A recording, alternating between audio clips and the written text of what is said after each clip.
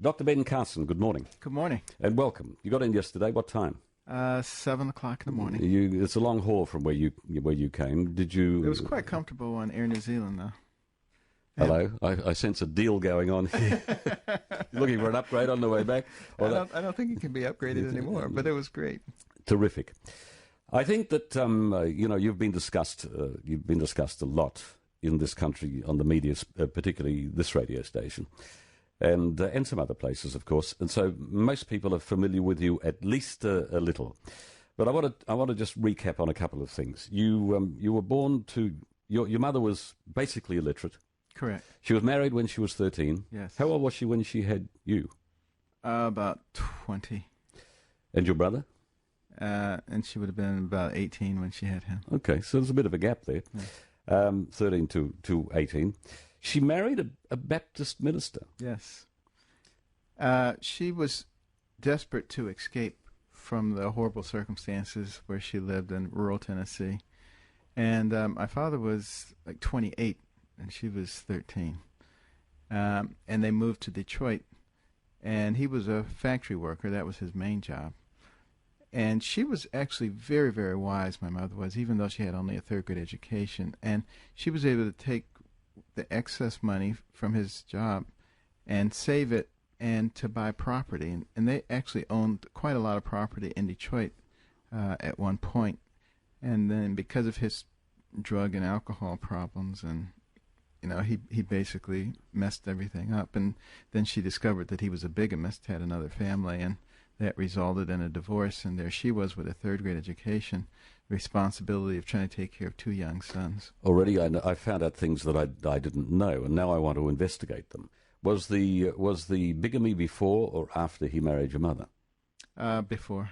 Do you have any half family? Do I know any of the other family? Are there children of the other family? Do you know them? There are members of the other family. I've been in contact with one of them recently. Yes. What sort of reaction? I don't hold any animosity. Things happen, and you just move on. It's a great saying, just move on. Sometimes it's not so easy. So one of the big surprises that came out of your statement just then was that he was a factory worker, but she was able to take some of the excess money. There ain't no excess money anymore when you're a factory worker. So how did that happen? Well, actually, there was. When you go back to the early 50s and mid-50s, factory workers made very good money in Detroit in the automobile industry. And in fact, back in those days, if you had a willingness to work and a strong back, you could do extremely well. That's no longer the case these days because now we've moved into the information age and the age of technology. But it was quite different then. And if you were thrifty, you could easily afford a home, you could afford a car, you could send your kids to school. And that has changed dramatically since that time. Indeed. So your mother left your father because of the circumstances. Yes. You said drug and alcohol. What drugs? Street drugs, and a lot of alcoholism, and also prostitutes and things like that. I mean, how did this align itself with his role as a Baptist minister? Well, as you probably know, there are many people who claim to have a relationship with God and perhaps don't live a life that would bespeak such a relationship. We have one or two here that fall into that category. How well do you remember your father? How much did you have to do with him after? We would see him periodically. The last time I saw him was the day I got married, and that was 37 years ago. He's deceased subsequently. But, I didn't have any animosity toward him. And in fact, I remember when they first got divorced, I always prayed every night that somehow, my parents would get back together. For years I prayed that, and finally I just gave up. But, now that I've developed a little bit of perspective, I realize that sometimes God doesn't answer our prayers for our own good. And I don't think it would have been particularly useful for me to be exposed to the kinds of things that he was engaged in. How old were you when he departed? I was 8 years old at that time. And how old were you when he died? Oh, he died when I was doing my residency, so when I was in my late 20s. So there was a long time that passed. You said your mother was wise, but only a third grade education. Did you mean third grade as in she only got to the third grade, or third grade as in first, second, and third? Like, you know, Right. She got. You've got a first grade education. She got to the third grade. She only got that far in school, and you know, as I said, she was one of 24 children in rural Tennessee. She got shuffled from one home to another home of older siblings. She was sickly. She basically had a very difficult upbringing. Where did she get this wisdom from? I believe she got it from God. She developed early on, faith in God, and she always believed that somehow he would make a way. Somehow she would get out of this. Somehow that her sons would manage to escape from poverty. News Talks about 21 to 10. Our guest is Dr. Ben Carson. He is a pediatric neurosurgeon and arguably the best in the world. Is that a title that you accept? No, I don't, because I don't think there is such a thing, because there are different people who are very good in certain areas. So I don't know if there's any one person who could claim such a title. What was the medal that you got from the president? The Presidential Medal of Freedom. It's the highest civilian award in the United States, and basically for my work as a neurosurgeon and for my work as if you were here, you'd have a knighthood. I guess that would be correct. Okay. Did that come as a surprise to you? It did, actually. Did you have any thoughts of not accepting it, or does that not enter into it? Well, when I got the call, I said, "This is Ben Carson. Who is it that you're actually looking for?" Your mother developed an early faith in God. You're aware, of course, that there is a great deal of, I think, skepticism is probably a very generous word when it comes to faith these days.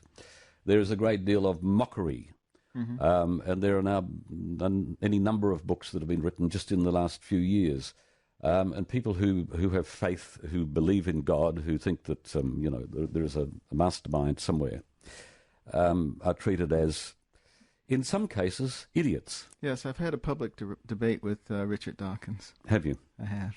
How did it go? I think it actually went very well. I made it clear that he has no more evidence for what he believes than what I believe, and that what he believes is his religion. But at the end, I said, I agree with you. You came from a monkey, and I came from God. I have no problem with that. It's a lovely line. But by the same token, has it affected you at all? No. Has it? First of all, I would say I'm not a very religious person, but I am a person of deep, abiding faith in God, because I believe in the name of religion.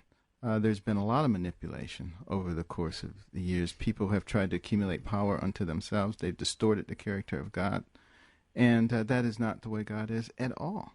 But by distorting his character, people cast aspersions on everything that has to do with religion, and I think that is a very unfortunate Let thing. me stay with that line for a moment, because I was only reading something last night on a blog site that was very disparaging, and making reference to God murdering thousands of people in the Old Testament, any number of people in the Old Testament, through the flood, through burning cities, Sodom and Gomorrah, and all sorts.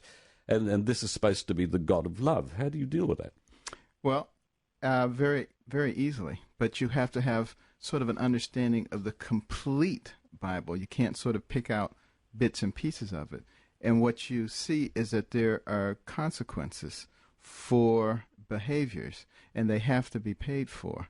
But in the Old Testament, they had not been paid for, so they had to be paid for rather harshly.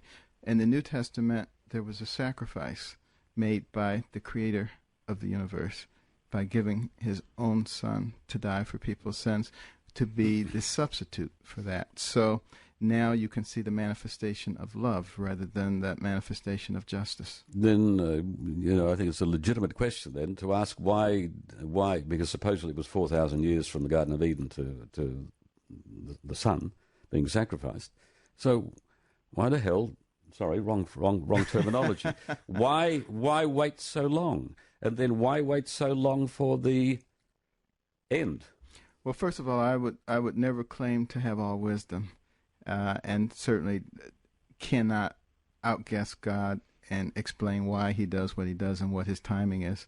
But one of the things that happens when you develop a relationship with God, also you develop faith, and you understand that even though you may not fully understand everything, you do know that he loves you and that he has your best interest in mind. There have been many cases in my own life where I didn't understand something, and as time went on, it became clearer to me.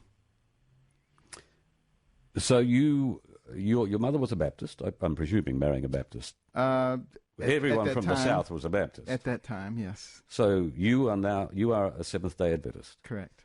How did that happen? Because my mother became a Seventh-day Adventist. How did that happen? Early on, when she was in the hospital having me, she met a lady who was a Seventh-day Adventist who, helped her sort of answer some of the very same questions that you were just asking about the character of God. And she began to understand, I think, the love of God. Did you never have serious doubt in what you were believing? Oh, no, I did have serious doubt. And in fact, when I first started college, I went in search of what the right religion was, because I assumed that the Seventh-day Adventist religion was not correct, because, they had segregated conferences and things like this. And I said, well, that certainly doesn't seem like the love of God. And after about a year of investigating different religions, I came back and concluded that it's the right religion, it's just the wrong people. And certainly that has improved very substantially since that time. Okay. After the break, I want to talk to you about drugs and the brain and things more in your professional life. Okay.